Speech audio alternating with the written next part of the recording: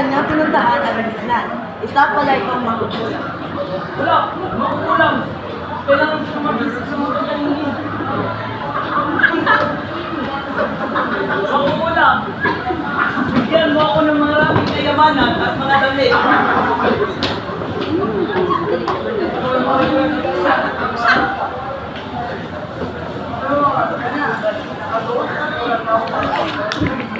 Habang nakikinig ang Diwata sa ni George, ay hindi niya ito nagustuhan kasi ito nakapakita na pagkakamba ay walang iyang lalaki o bata.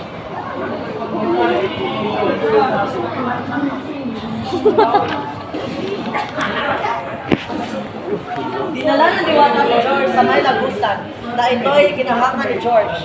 Kung susumahin, dapat ito matakot kasi hindi ito pamilyar. Pero ito'y nagagalak pa kasi sa loob ng lagusan na iyon. Nandun ang mga magagandang damit, maraming pera, pagkain at alamos.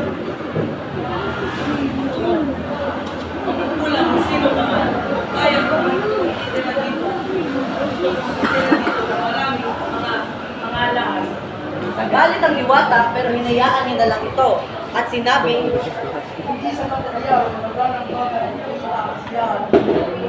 at biglang nawala na parang gula ang mangkukulang. Pero hindi man lang nagula si George kasi ang intensyon niya ay nasa magagandang damit at maraming pagkain, pera at alahas. Habang nagsaya si George sa pagsusukat ng damit, sa kabilang dako naman, ang kanyang ama at ina ay sobrang nag-aalala.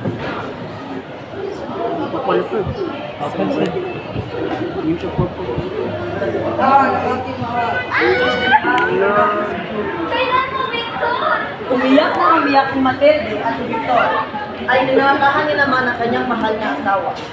Sa isang banda naman, nakatulog si George dahil sa pagod sa nakasukat ng magagandang damit at magagarang alahas. Lumipas na tatlong araw, nawalan na ng gana sa kanyang paligid at namis niya na ang kanyang mga magulang.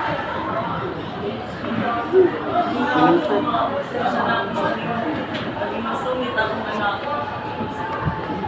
Ito nga sinasabi ng makukulang na hindi pala kayamanan ang mga damit na napakasaya.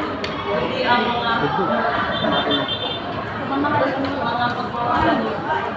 Pagkatapos sabihin ni Don George, ay bigla siyang nakatulog at biglang napakita muli ang Diwata.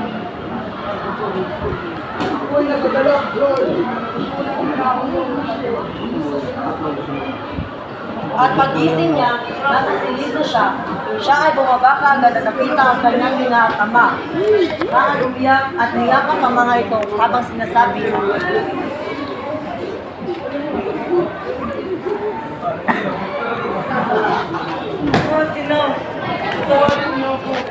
Okay lang anak, basta ligtas ka. Pagkasimula ng araw na iyon, ang laki na ng pinagbago ni George. Tinulungan niya na ang kanyang ina at ama. At doon nagtatapos ng kwento. At ang araw na napulot namin sa paggawa ng kwento.